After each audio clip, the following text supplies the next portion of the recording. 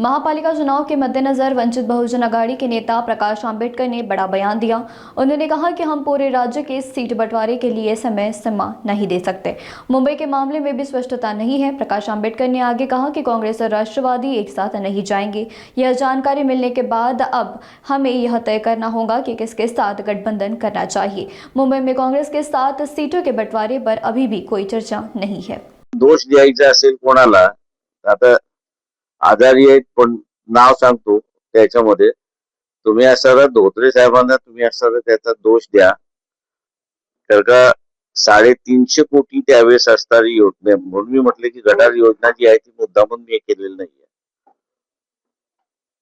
जी ज्याचा master plan असणारा central गव्हर्नमेंटनी करून दिला होता आपल्याला, आणि त्याच्यातले 350 कोटी रुपये त्यांनी आपल्याला सँक्शन दिले होते, आलेही होते आपल्याकडे अकोला महानगरपालिकेत.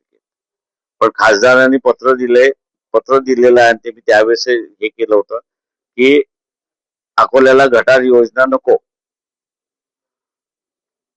आता मी काही खासदार नव्हतो, धोत्रे साहेब इथले खासदार होते, त्यांनी असणारं ते पत्र दिलं, आणि ते पत्र दिल्यानंतर अजित पवारांनी फायनान्स मिनिस्टर असल्यामुळे त्यांनी बारामतीकडे ते पैसे वळवले. मला फोन करून सांगितलं, प्रकाश तुमचे पैसे मी पळवले, आणि त्यांनीच मला ते खासदाराचं पत्र दिलं मग हातात. आणि आताची जी योजना आहे ही अनवर्केबल आहे, तिला रिवाइज करावं लागेल अशी परिस्थिती आहे, आणि त्याचं नव्यानं मास्टर प्लॅन तयार करावं लागणार आहे. त्याच्यातला सगळ्यात मोठा फ्लॉ सांगतो की अपस्ट्रीमला डिस्पोजल दाखवलेला आहे. आता अपस्ट्रीमला डिस्पोजल तुम्हाला दाखवायचं असेल तर त्याला पंपिंग करावं लागतं.